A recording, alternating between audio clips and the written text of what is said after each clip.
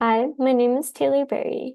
I am a rising junior with a dual major in community and environmental planning and sustainability. I'm originally from Nashua, New Hampshire, and in high school, I actually served as the student representative on the Nashua Energy and Environment Committee. This is why I was excited to come back and work with some of the same people that I worked with in the committee in the sustainability department here and conduct the city's greenhouse gas inventory for 2024 and compare that to the 2016 baseline to develop recommendations about how the city can reduce its greenhouse gas emissions going forward.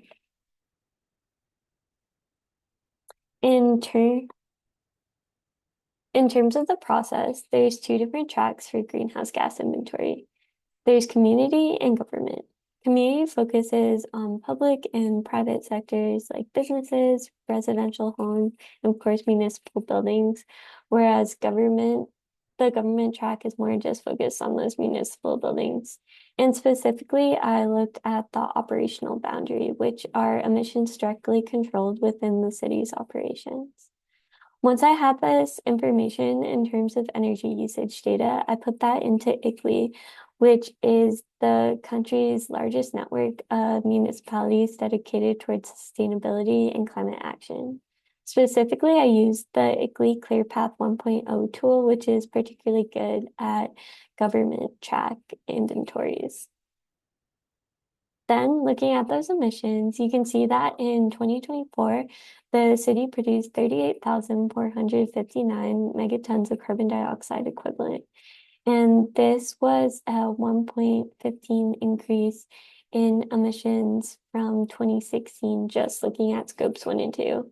We didn't look at scope 3 for the comparison analysis because that was employee commute data, which was not yet available in 2016. So in order to keep some consistency there, we just analyzed the scope 1 and 2 emissions between 2016 and 2024.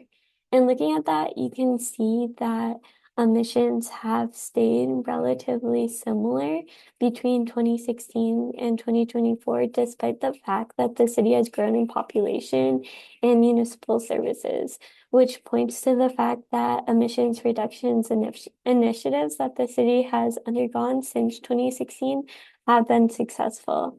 However, the city does have a goal to reduce its emissions 25% by 2025 in both municipal buildings and vehicles. And because those emissions have stayed relatively the same since 2016, it does not look like the city is on track to achieve those goals by 2025. This, of course, is for the end of 2024, and the city still needs to conduct its 2025 analysis before it can fully declare that these goals have not been met.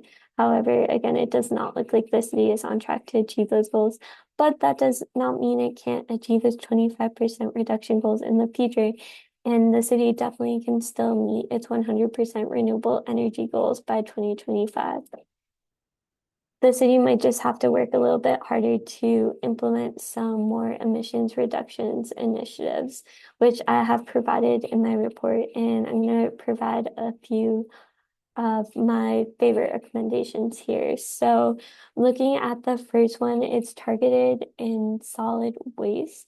A great way to reduce greenhouse gas emissions in the landfill is through food waste diversion. Food waste is the primary contributor to municipal solid waste in the landfill, and it's also really a potent producer of methane, which is a strong greenhouse gas. So I recommended that the city look into food waste diversion programs through a ordinance that would require businesses to donate some of its excess food waste towards hunger relief organizations. And I provided a case study of a California bill that did that. And I also suggested that the city look into curbside compost programs through an existing program called Grow Nashua here and through other public-private partnerships, such as with Black Earth Compost. Looking at buildings and facilities, I talked to the school district's plant operation director who told me about how they're implementing something called a plug load control system in an elementary school in Nashua, which would prevent electricity consumption by standby electricity appliances by shutting off those appliances once the battery is full. And so that's projected to save thousands of kilowatt hours and dollars in that elementary school alone. So I'm hopeful that that can be replicated in elementary schools across the district. But within the buildings and facilities sector, the school district is the highest consumer of energy. And within that section, natural gas is the highest energy used, more so than electricity. So in addition to electrifying the school district, I've suggested that the school look towards electrifying its HVAC system so it doesn't have to rely on natural gas. And a great way to do that is heat pumps. And in my report, I provided a great case study of Electrified Maine, which uses state funds to electrify buildings, including schools. Also, to fund some of these programs, I suggested that the city develop a municipal green revolving fund, which takes initial seed money, puts that into a building to promote energy efficiency initiatives. And then once those energy efficiency initiatives save money, that money goes back and replenishes the fund. And this could be a really great way that the city can fund community-wide energy efficiency initiatives going forth. Looking at employee commute, that was a large contributor to emissions. So I suggested that the city implement rideshare programs through public-private partnerships, and I provided a case study of Michigan, in Michigan, which uses enterprise rideshare system to provide commuter groups with rides to work, and that builds community.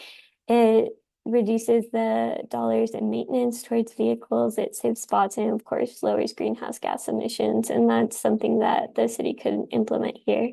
And then lastly, looking out at the greenhouse gas inventory as a whole, one great way that the city can develop a more comprehensive inventory is to shift to a community-wide track. And that would be something that's really easy to do right now because this year ICLEI launched the ClearPath 2.0 program, which is pretty adept at a community-wide inventory and provides more updated technology.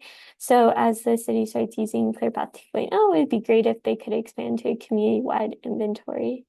And then lastly, there's someone in this cohort that's conducting a tree inventory for the city of Concord. So it'd be great if the city of Nashua could replicate that and conduct a baseline tree inventory to inform tree planting programs in the future, like a cool block initiative or initiatives to enhance public health.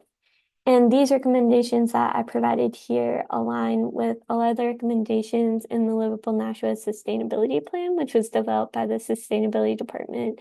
Actually, when I was on the high school Energy and Environment Committee and the Imagine Nashua Comprehensive Master Plan, and they would add a few recommendations there as well.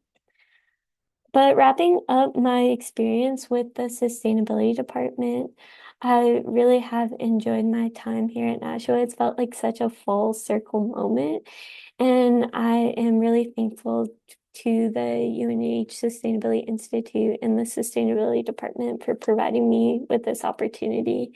I think that one really great experience to wrap up what I've learned here is this moment during my first day of the internship where I had a flashback to high school when I remember Doria Brown, the city's energy manager, talking about how they want to hire a sustainability intern one day to conduct greenhouse gas accounting. And I remember thinking like, oh, that's so hard. Whoever does that must have to be so smart. Like I could never do that. And then sitting at my desk, one of the first few days of the internship, I realized I was that person and I was doing the greenhouse gas accounting for the city. And it was just such a cool moment to be able to see how far I've come in my education and my career. And having greenhouse gas accounting is such an amazing skill that I'll be able to put on my resume and utilize going forward. So I'm really thankful to everyone at the sustainability department at UNH and the city of Nashua for making that happen.